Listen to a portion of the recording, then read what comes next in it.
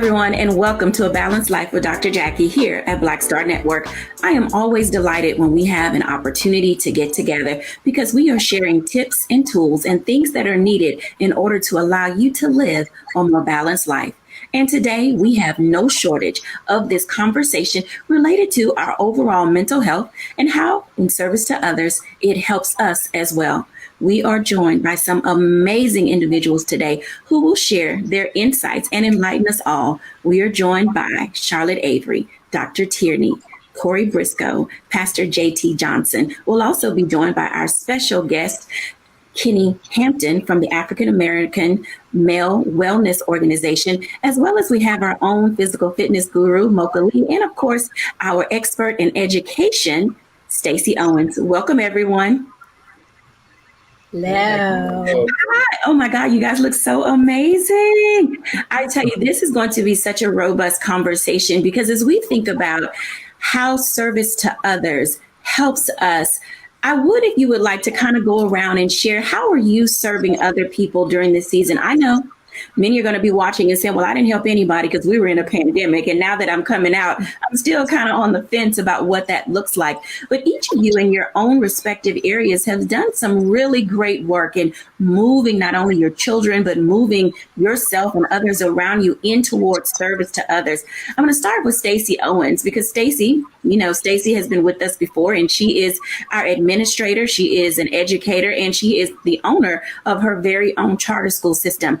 And with that, we have learned that Stacey is definitely providing opportunity for those around her and in her community. So Stacey, tell us, what are you doing in that space of service to others? So that's a very interesting question. Our school is located in what is considered a food desert area and also the lowest of forest areas within our county. So when the pandemic hit, we had anticipated that it was going to cause a hardship for a lot of families. So as a school, we introduced a pantry box right outside of our school. We call it a blessing box. And we just charged our families in the community and outside of the food desert to donate food for our blessing box so that you can come by and take what items that you need and also add the items that you felt you could donate. We also went even further than that and started a community garden so that our kids can learn not only the skill of planting and harvesting, but how can we come together and bring those fruits and vegetables to an area that don't always have the opportunity. It's no grocery store in this area. So we donate all the food that is raised from our community garden back to the community. And our kids really have a wonderful experience in just learning how to give back and just to experience just the joy of being able to serve our families in need, and not just our school family, but our community as well. Thank you so much, Stacey, for sharing that, because a sense of community is often lost, especially when we're in spirit and in that space of isolation. We were isolated for nearly 2.5 years. And for those of you who are trying to figure out what does this look like for you as you think about your service to others, I can honestly say do unto others as you would have them do unto you is more than just a mantra. It is literally something that we all live by. Dr. Tierney, how are you in this communal space finding ways to serve others? Absolutely. So one of the things that I actually started at the top of the pandemic that I actually just continued in my business was offering a free coaching session. And so it was something that I did that for 30 minutes, completely free, no obligation, where anyone could get on my calendar and we can have a 30-minute session just to help you talk about all the things, help you to strategize and plan what your next steps may be. Understanding that during the pandemic, a lot of our lives were just, upended, and so trying to figure out what to do next might be difficult, when you're just trying to do it by yourself. So I offered those free 30-minute sessions just to give everyone a space to, to vent about what's going on and to help get some strategies. I am a board board member for the program advisory committee with the Brooklyn Collective, which is the historically African American community here in Charlotte, North Carolina. And so some of the things that we are working on is programming around different topics that are impacting the community to help people, particularly small business owners, to learn different skills, techniques, things, everything from just navigating running a business all the way to business finances and how to show up best in your business and just in your life. So those are two of the main things that I've been doing to really help in the best way that I can to touch and reach the community. Thank you for sharing that, because community is a very big part of who we are as a culture. And there are times when we think our village is missing, and we really do need individuals around us to support us, engage us, and give us an opportunity, as you use so eloquently. My favorite 4-letter word is to vent. Corey Briscoe, in that space of community and communal living, and as well as what you do as a businessman, how are you engaging others to see service as a way to help them feel good about the space that they occupy? Thanks, Dr. Jacquie, for the question. Being a business owner, I've always had the philosophy that how your business shows up in the community is really the measure of your business's success. As a firm, ABCD & Company announced a $500,000 commitment to St. Jude Children's Hospital. I chair the Multicultural Advisory Council for the DMV region, and recognize that as African Americans, we give and we're very charitable. But there wasn't enough that I could see on the corporate and the business side. And so we seeded $100,000 to commit to celebrate Dr. Rudolph Jackson, the first Black doctor at St. Jude Children's Hospital, and the founder really of the sickle cell program and the National WIC program. So that was our commitment as a business, to try to get more people that look like us in philanthropy in these places, as a place where 30% of all children are, at the end of the day, African Americans, and they look like us. So we should have donors that look like us. On a personal note, though, I find mentorship to be so critical. And I think because I've had great mentors and folks that have guided me on my way. So junior achievement has been one of the places that I find value in helping students to discover their own path, whether it is to entrepreneurship or their paths in life. And so I have tried to double down my time and allocate a certain amount of my calendar to make sure that I'm not just doing the work of growing a business, but doing what I really want, which is impacting community. Wow, such a great endeavor, especially during these times where resources are low and funding was down during this pandemic. And so to have a corporate presence and that civic engagement does seem to be quite necessary. So if you're listening to our guest today, and we're talking about how we personally and individually are engaging, I want to bring in now Charlotte Avery, because it's not just Charlotte Avery, it's Charlotte Avery, Party of 9. Hey, Charlotte. Hi. Thank you. Thank you for having me, Dr. Jacquie. And what a wonderful question. So for me, professionally, like Dr. Tierney was saying, I have also offered free strategy sessions, also like Dr. Tierney, 30 minutes, because as you know, like during this pandemic, a lot of women have rethought how they're going to work in this environment. And some of them have decided, you know what, I'm not going back into the office, but how am I going to do work and make an income without going back to my other job? And so I've been giving free strategy sessions to women, to moms, to be able to help them be able to navigate that space of being at home with their children and not per se staying home, but being able to work from home. As a family, we have continued what we started long before the pandemic, which was a campaign that we have called Warm Heart, Warm Hands. And that is really, being able to give socks and toiletries and blankets and things like that to the homeless. That's something that we love doing. Our children absolutely love being able to go out into the shelters and things like that, and just being able to package things and give them away and all that. And then financially, from a financial perspective, in our family, we have what we call our benevolent fund. And so because we are like consummate givers, we would give everything away if we could.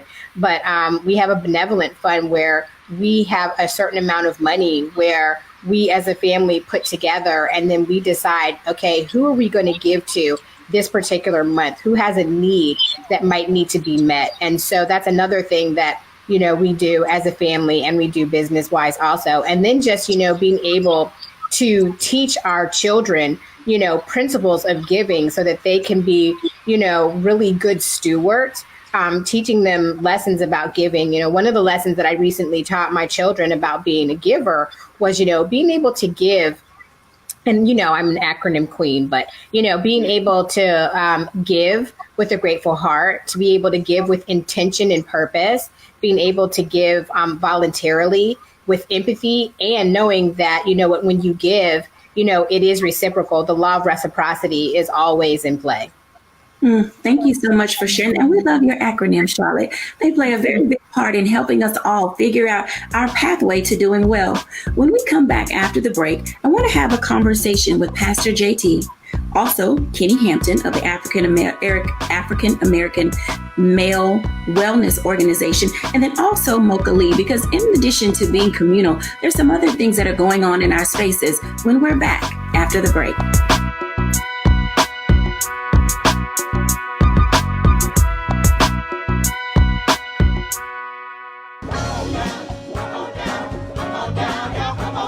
Welcome you to the launch of the Mass Poor People's Low Wage Assembly and Moral March on Washington, D.C., June 18, 2022. We are a new, unsettling force, and we are powerful. A new, unsettling force, and we are here. We're rising up to demonstrate the compelling power that we, poor and low-income people, have to reconstruct society from the bottom up. And we need to do it with the loudest voices possible, the biggest actions possible. Because we know that there is no scarcity in this land. The only scarcity is the moral will to do what's right. Hold on, just a little while longer. We are those with sub-minimum wage jobs who can't afford sky-high rent. People with disabilities are the fastest growing minority group.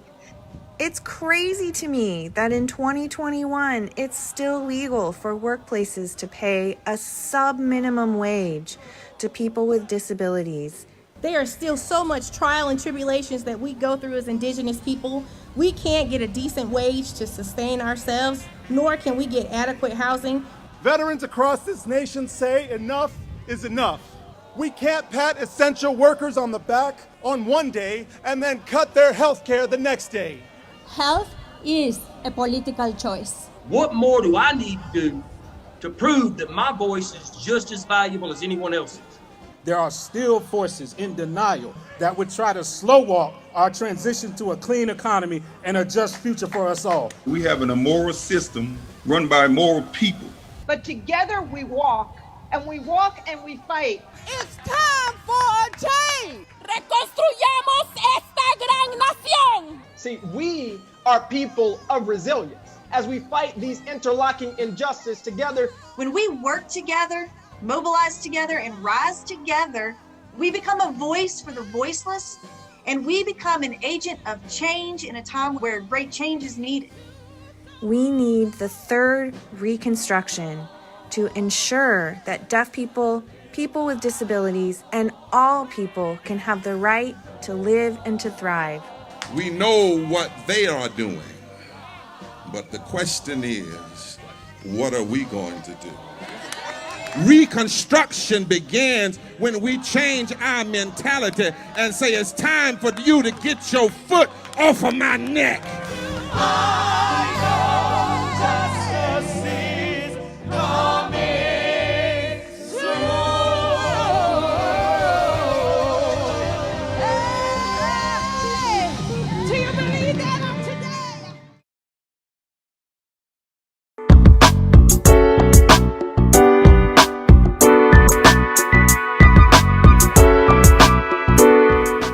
Welcome back, everyone, to A Balanced Life. Let me just tell you, as you have heard, we are going to really help you discover how to take and put one foot in front of the other.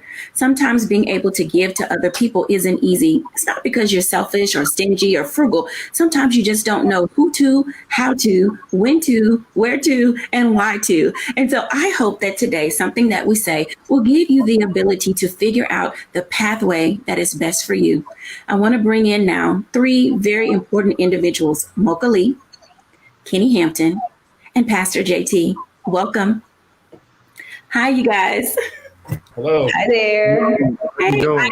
Thank you for joining me today. You know, we've been talking about what it looks like to be communal in our sense of giving. And I know, Mocha, this is going to take you completely off guard. But, you know, you're our fitness expert. And oftentimes when it comes to giving, we don't think of doing things as a group. We often want to be solo because we're self-conscious or we have some type of physical bias of our own about our bodies and what we look like during this pandemic. How are you helping your clients discover how to give back or to give of themselves to others, not just only in fitness, but in general and in life? Wow, Dr. Jacquie, that is a great question. Great. And I think in terms of fitness and the whole physical side of our lives, especially if there's some athletes out there, some of your viewers who come from a team concept, you know, I ran track and there might be other sports. When you think about team, it's all about camaraderie, accountability, which we talk about a lot on your show. And I just try to remind my clients that, you know, judgment is not something that we're here to do towards each other or especially towards yourself. So throughout the pandemic, I've encouraged a lot more group virtual workouts so that people can connect in that way. And when you see somebody else, you know, doing a workout, doing a stretch, doing any component of physical fitness, it just inspires you, you know, especially when we're all in the same boat. And especially in the beginning of the pandemic, those are my gym rats were like, oh my gosh, what am I going to do? I can't go to the gym. I prided myself in showing them, hey, do you have a set of stairs in your house? Because you can still get it in. And I think my job throughout the pandemic and still today is to just encourage people to focus on self-care, be creative about it, try to figure out how to have fun, and always involve whoever else you can involve, and especially your kids and family, because they need it as well. So I have another question for you, because there are many causes that people can participate in when it comes to doing a 3K, a 5K, or a kids fun run. How do those activities as a sense of community help people get into the rhythm of their lives again?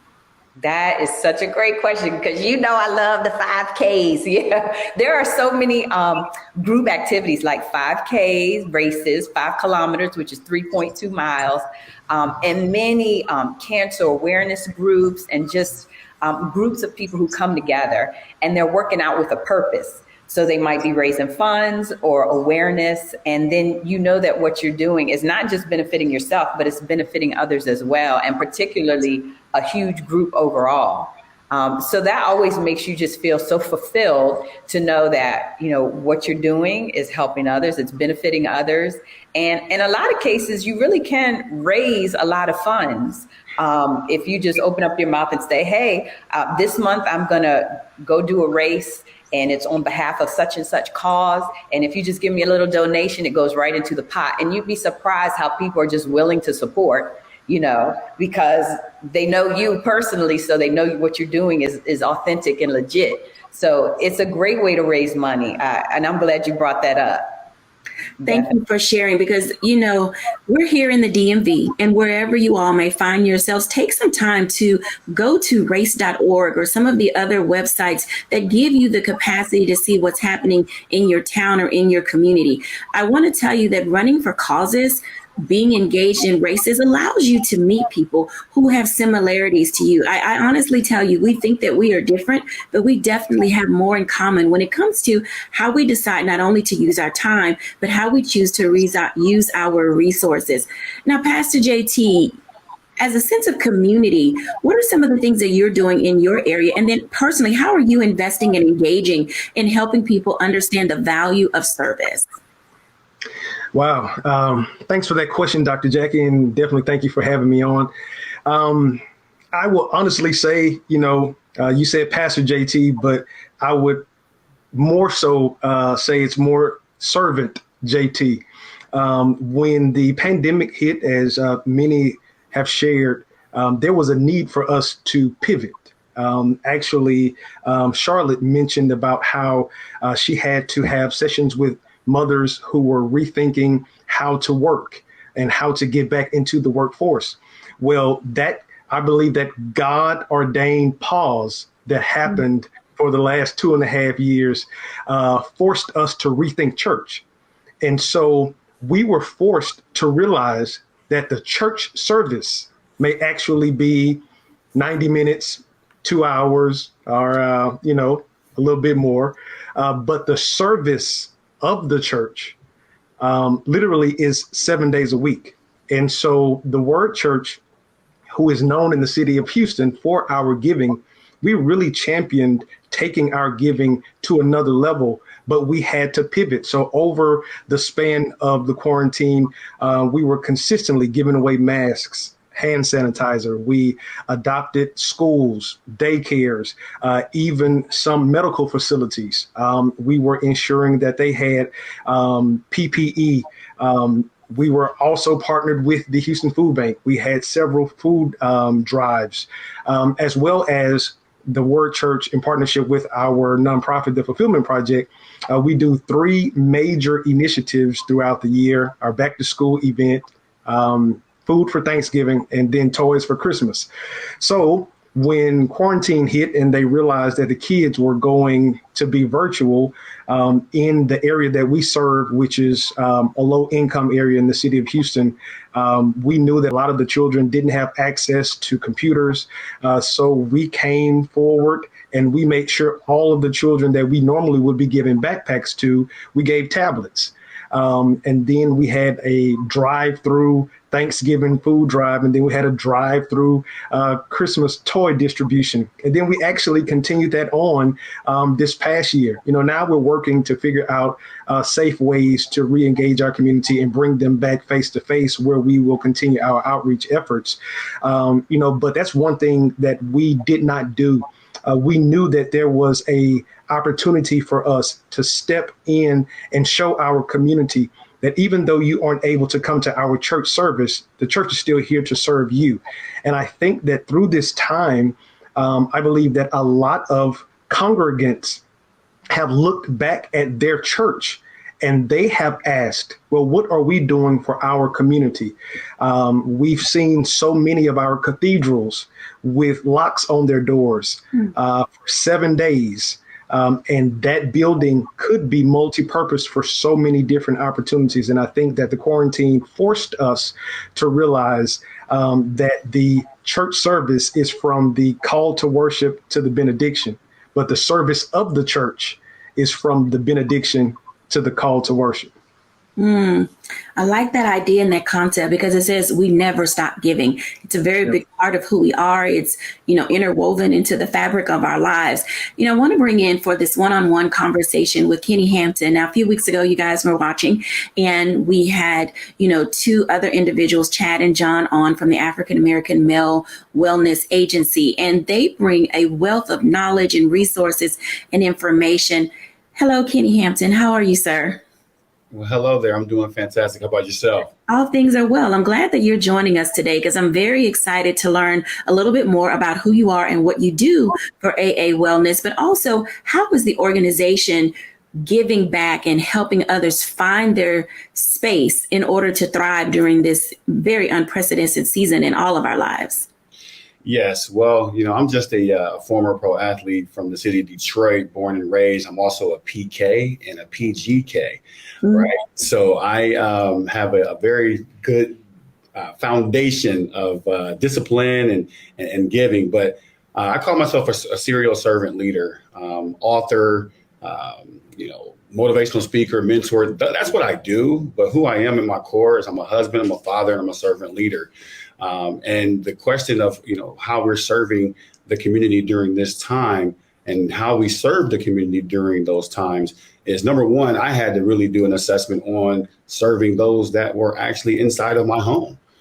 making sure that I was available for them. Our kids were forced to go to remote learning. My wife was juggling the idea of working from home and also helping our kids with schoolwork. And so we were all kind of pitching in, trying to figure out how do we navigate this. But we made sure that we made family time a priority. We talked often through the uncertainties of if we're going back into the classroom, if we're not, if we're wearing masks, if we're not. And so I made it a point to our family to make sure that we walk this walk together. And that's what we ended up doing with the agency as well, is that we're big on mental wellness with our men. And so we created safe spaces.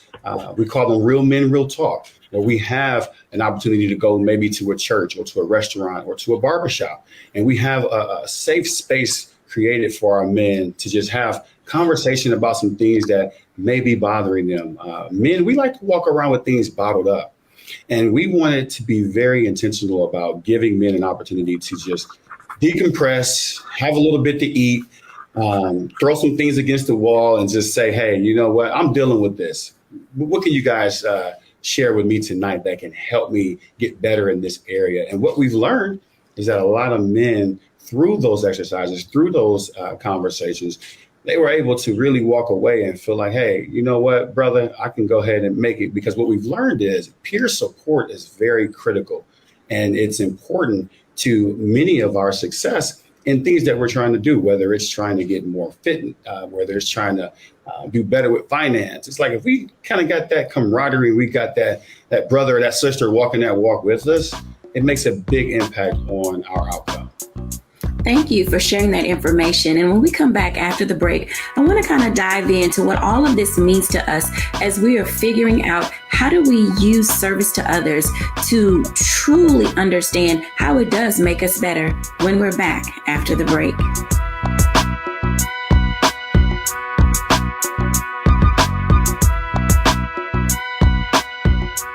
Don't you think it's time to get wealthy? I'm Deborah Owens, America's Wealth Coach, and my new show on the Black Star Network focuses on the things your financial advisor or bank isn't telling you. So watch Get Wealthy on the Black Star Network.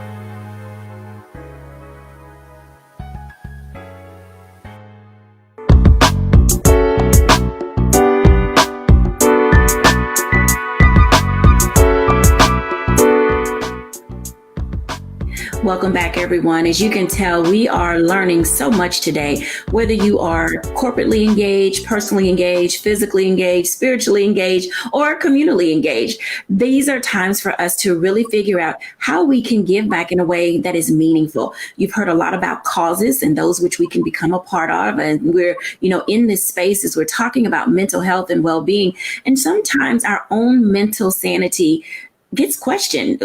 People sometimes don't understand why we do what we do, why we give so much. But there's something about the passion and purpose of giving that really makes us feel better. I want to have a conversation now with Dr. Tierney, Charlotte, and Stacy to help us get into this understanding, and Mocha as well, about as women, why is it important for us to have something to tether ourselves to? Hey, ladies.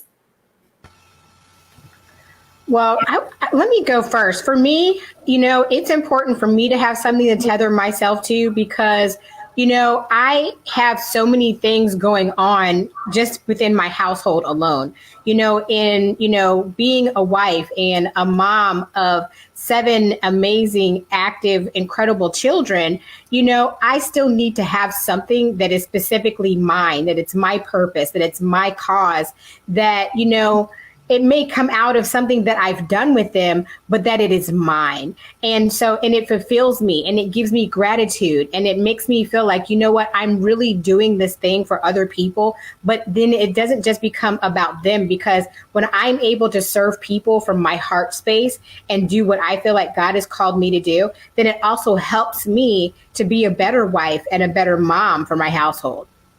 Thank you so much for sharing that. Dr. Tierney. you both said the word purpose, and that's actually a top question that I get from my clients. Dr. Tierney, help me find my purpose. And oftentimes when I get that question, I'm being asked basically to help me find my career. What am I going to do next? I need to make money. And the first thing that I tell my clients is that your purpose is not just about profits. If you're thinking about your purpose just through the lens of profits, then that's too small. Your purpose is always connected to people. How are you using your God-given gifts and talents to serve his people? My Aunt Gina told me something when I first was starting, my business. She said, if you take care of God's people, then God will always take care of you. And so when we're talking about something to tether to, it comes back to that whom much is given, much is required, And so in thinking about my purpose or any of our purpose, our number one purpose is to serve others. We are told to carry each other's burdens, and when we do that, I tell my clients all the time, I get as much out of our sessions than they get, from me, just being in that space, helping others. And it's not just even in my client sessions, it's when I help an elderly person put their groceries in their car. When I see a kid that, falls down from riding his bike and his parents might not be around, and I help that kid, back up in that moment. Or when I just come alongside someone that I can see that something is going on and we just talk about it, there is this feeling that I can't even really put into words, that whatever is going on in my life, whatever trials or tribulations I'm struggling with, it's like it minimizes, not that it goes away, but I feel that I can run on and I can keep running the race that God has called me to, because I'm helping to encourage the brother and sister that's running right alongside me. So that's the thing, really, when we're thinking about purpose, always connect it to people, because that's how God connects our purpose too. I love that. Thank you for sharing that information. Stacy. I was going to say that in connection to the purpose, that God gave me the vision to start this charter school, and it allowed me to connect with families and children who sometimes can lose sense of hope and lose sense of their purpose. And when you create such a space and you be obedient to doing what God has asked you to do, you realize that everything in this world is connected to something larger than you.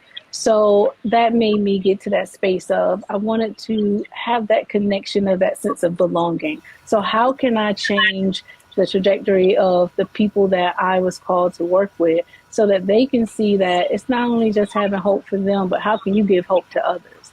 And just the joy that comes from being able to model and mentor for others, that's just our task in life, is to find a way to love each other, to help each other, and to give back. So I think just staying connected to the idea that this is bigger than me. And if it's bigger than me, then what can I do to connect to the community that I'm in?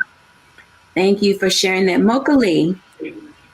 Yeah. Oh, wow. All of the ladies have hit it on the head. I'm telling you, I'm 100% agreeing with everything. And the only thing I can really add is that my daughters are right now 14 and 10. And I'm noticing that I just don't want them to have a feeling of entitlement and being spoiled. I don't know. It might just be mine. But some of these kids out here really have no idea how good they have it. And so it is important for me as a mom to keep pouring into them and showing them that, guess what? God gave you talents and gifts. And the reason he gave them to you is so that you can share them with others. And, you always just want to pray that the younger generation will get it and get it early, so that they get that same feeling that Dr. Tierney was talking about, when you just feel so fulfilled because you know that you're serving, and serving is what we're here to do. So, yes, I agree with all these ladies. And I just think it's a blessing. I hope we all realize, it really is truly a blessing to finally realize that you are walking in your purpose. And like Miss Stacy said, Sister Stacy, just being obedient to it. That's sometimes, I think, the toughest part. But just trying to hang in there and be disciplined and stay true to your call. Thank you for sharing that. When we come back after the break, I want to talk to the gentleman again, because I heard a word. Actually, it was a phrase, something entitled male servant leadership, when we come back after the break.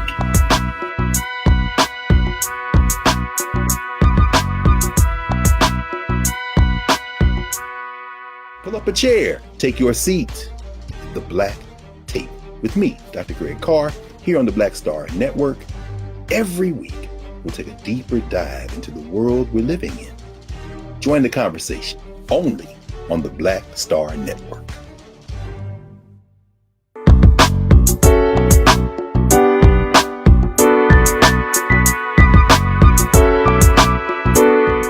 Welcome back, everyone. As you can see, tethering your life to things that matter can really have a profound impact on you, and being able to not only move your life forward, being able to move the lives of other people forward. In a prior segment, when the gentlemen were talking, I heard a couple of things that really piqued my interest. So I kind of want to unpack that for just a moment. Someone mentioned the word uncorked. And let me tell you, sometimes you have to figure out how to pop the top on the things that are bothering you in life so that they don't fester. And a part of being able to do that is what's considered male servant leadership. Let me tell you, being able to figure out how to live with those things in your life is a much better place than becoming unhinged. Gentlemen, welcome back. You guys got me stimulated in my brain when you were starting to talk about all of the ways and avenues that men figure out how to communicate, as well as how they relieve themselves from the pressures of life. And I think that is important as we talk about veterans, and, this is going to, be that time where, just one day past Memorial Day. And this gives us an opportunity to really understand how men think and how they function. So I'm going to start with Corey Briscoe. Corey, can you share with us, what does downtime and removing self from things that bother Corey look like? Hoping that our men will really be able to see that it's okay to release yourself from things in life that are troublesome. What a great question. I think for me, it's easy to, I say this all the time, my role as husband and as just a male, right? Provider, protector, priest, etc. There's so many things that we have on our plates that we get caught up in those things. And it's almost as if we take on those things or those titles and we forget who we are, right? And so I have tried to be very intentional. I sit on so many national boards. I try to be active in the community. I'm trying to build a business. But in the midst of that, I don't want to lose Corey. And so for me, I build in time into my calendar, and it is just as important that I build in, critical business development meetings, but time for Corey to step away from the driving the ship, doing whatever it is that I am supposed to do, and focus on my well-being. The reality is this: if I can't focus on me, I'm actually not good to any of those things that I want to do, any of those things that I've subscribed to do. And so I look at it like this: as a man of faith, work is just important as rest. Both are commandments, and obedience in both are important. And so it's taking that time and looking at the Lord as a model, right? He rests after he worked. I think sometimes making these things practical, applying them to our lives, and noting that, that time away actually charges us forward and not takes us back. I think a part of it, we look at it and say, oh goodness, I'm missing this time, I could be doing this, but really recharging the mind has proven to produce better results when you are well rested, when you have time for clarity of mind, to decompress. And so I'm trying to apply it in my own life. I tell my assistant, if I've got 70 hours or whatever hours I'm working, a tenth of that time has to be just for me, to take time for me. Take time for you. What an amazing something to think about, because many people don't know how to take time for themselves because their calendars and schedules are just consistently booked, and they feel like that's the only way for them to thrive. But a part of thriving is being able to survive. Pastor JT, talk to us for a moment about uncorked versus being unhinged. Well, I definitely would echo the sentiments from Corey. I believe that one of the things that we have to do is there has to be self-awareness.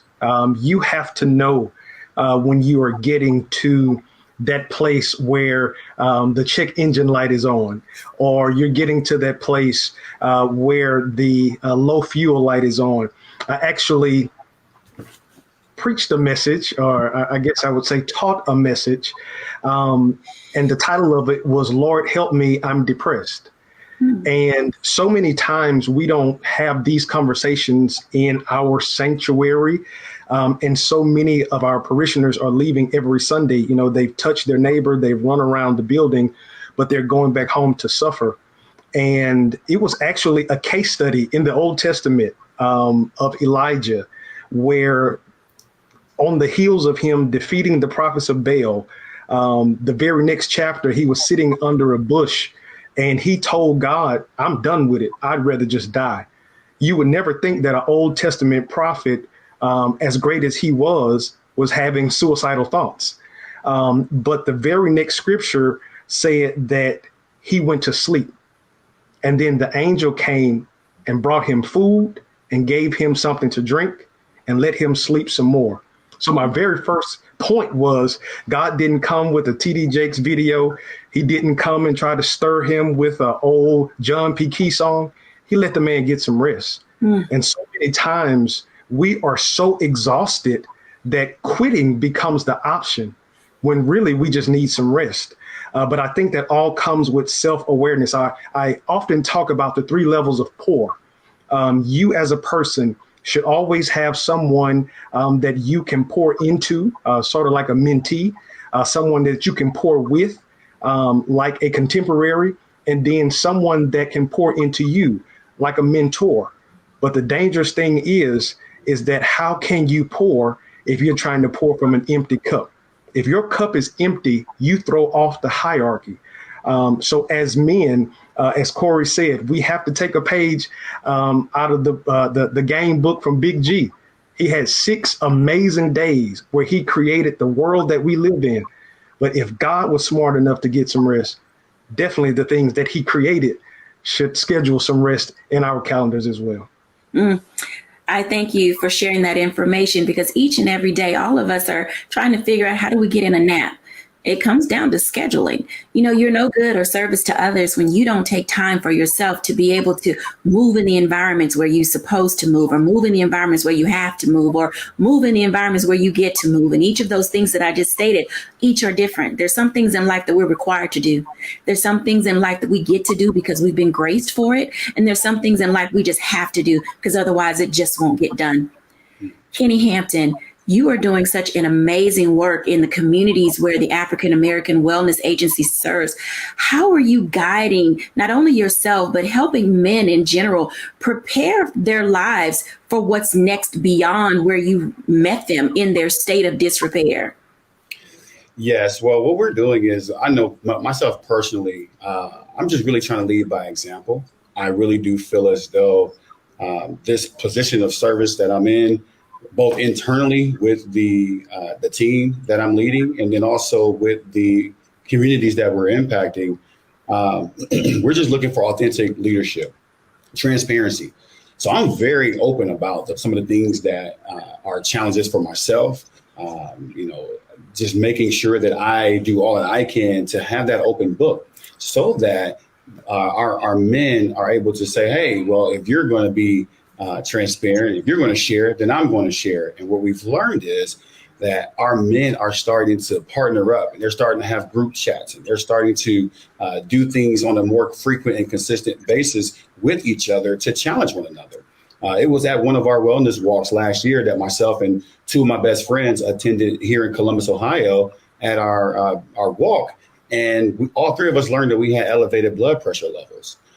And so we did something about it. We changed the conversations that we were having about sports or finances or just, shooting the breeze in our group chats to now challenging one another to ask each other, hey, are you resting more? Are you getting more exercise? Hey, I learned that if we eat beets, that beets can actually lower our blood pressure. So just making sure that we really highlight the idea of having the peer-to-peer support. That's so important. Really wanting us to understand the power in that. And that's why we're doing everything we can at the African American Male Wellness Agency to provide that sense of community for our men to know that, brother, you do not have to walk this walk alone. We are here to lock arms with you, and we're trying to impact as many as we can through that sense of community. So I have a follow-up question for you, because you just stated you have to consistently remind them that they don't have to walk this walk alone. Mm-hmm. When did it become embedded in men that they honestly believe they have to walk their journey alone? Well, men, we're prideful. We have a lot of ego. We feel as though that, if it's up to, if it is to be, it's up to me. And I'll transparently share that I used to walk with that mindset until I understood the power of mentorship and understood that I need to have someone pour into me, like was just very well stated. Because if you think that you can do this all alone, you're lying to yourself. And so just really understanding that, hey, the path wasn't designed for you to do this by yourself. It was designed for you to receive the assignment, to understand the assignment, but to go out here and find ways that you can do more with someone else. And I learned that myself. Partnership can really take things that we're trying to do to an entirely different level. And our men, we have to understand that collaboration over competition is so key. So we can stand on that, and we can build on that and work together and make more of an impact instead of working individually.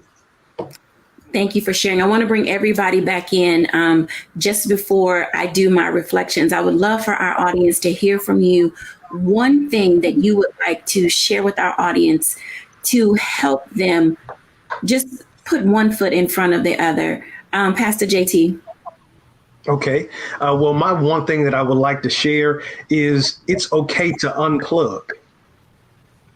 At the end of the day, I believe that we live in a culture right now where we are multitasking all day, every day. But if you fail to unplug, you will fail you. And if you fail you, you will be no good to anyone else. So I believe that is a great place to start. And it's okay. One of your most powerful words that you may ever say is no, because that no has just given you the power to say yes to yourself. Thank you for sharing. Mocha Lee. I definitely want to encourage everyone in terms of wellness and self-care, and just know that every little bit helps, every little bit. So when you said, Dr. Jacquie, how do you put one foot in front of the other? I just encourage everyone to do just that. Put one foot in front of the other, and maybe just go out on walks, and you'd be surprised how therapeutic it can be. And also, don't forget about drinking your water. It's just the little simple things that you can do for yourself and encourage your family members to do that will make big differences in your health and wellness. Thank you. Stacey Owens. To giving and volunteering from your storehouse, give from what you have to give. If you have time, give your time. If you have clothes to donate, give your clothes to donate. But don't overwhelm yourself with trying to do it all. And if you have giving and you don't have anything to give, then partner with someone and get on team to help with someone so that we can continue with that concept of it takes a village. So don't become overwhelmed in your efforts of trying to help others. Wow, that's a powerful word right there. Thank you so much. Corey Briscoe. I love what everyone is saying. I think the reality is you've got to look at your cup and understand your portion and your measure. Stop comparing your cup to everybody else and find what it is that you need to do, what it is you need not to do, and then be intentional about dealing with the two conflicts and resolving into a better place for you. Thank you so much for sharing. Dr. Tierney. Mm-hmm. The purpose of your purpose is not profits. The purpose of your purpose is using your God-given gifts and talents to help people. Like my Aunt Gina said, as long as you take care of God's people, He will take care of you. Profits and the paper always follows purpose. Thank you. Now, those are rich words. Penny Hampton. Yes, one of the things that I share with many people in the community is that no matter the day or the weather, all things work together. I just want to leave that with our audience and let them know that there's going to be some battles, there's going to be some ups and some downs, some highs and some lows. But no matter the day or the weather, all things are working together. Thank you, everyone, for sharing your tips and your insights. When we're back after the break, I'll give my reflections for the day.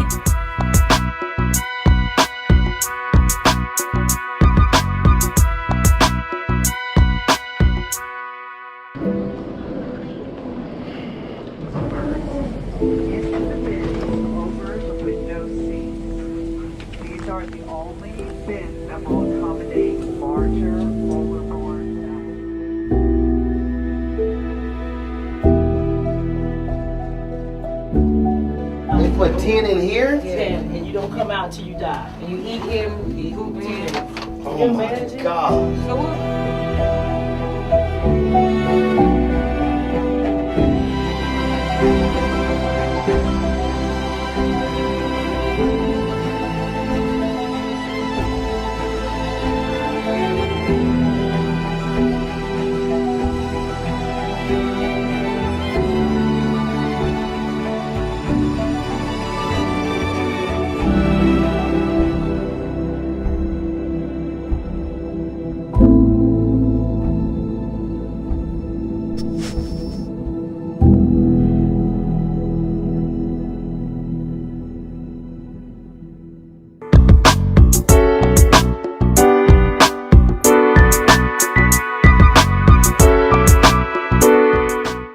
Welcome back, everyone, to A Balanced Life. As you can tell, giving to others often allows us to find a space and place where we can not only give ourselves grace, but give grace to others. We've learned about pouring from an empty cup. We've discovered the value of being able to unplug and get rest. We know now that all things do work together for the good. So wherever it is that you find yourself in this season, find something that you can do that will allow you to share from your whatever. It doesn't have to be from abundance. It can also be from a place of lack. Sometimes when we give, we think we have to have it all together. We have to know people. We have to, figure it all out before we can give. As you heard Stacey say, don't get overwhelmed in trying to help other people. Just pour from what you have. And in that, you'll be able to give yourself what is needed to find the rest that you need and find the purpose that brings you joy. Thank you, everyone, for joining our show today. And I pray that you will find something that allows you to not only have joy, but to find your sense of peace, purpose, and passion. Bye now.